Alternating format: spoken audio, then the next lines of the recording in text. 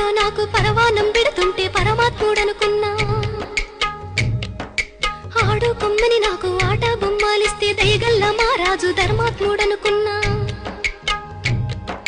జాలితోటి నాకు జామ పండు ఇచ్చి తల మీద చేపెడితే తండ్రి లెక్కనుకున్నా.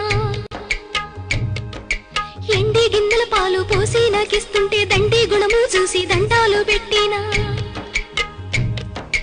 కాటు వేసేదాకా తెలవాదయ్యా నాకు కడుపులో విషమయ్యి అది పెరిగిపోయింది. కొరగాని బతుకయ్యిపోయిందయ్యా పోయిందయ్యా. కొరివి పెట్టి సాగనంపాలయ్యా సంపాలయ్యా.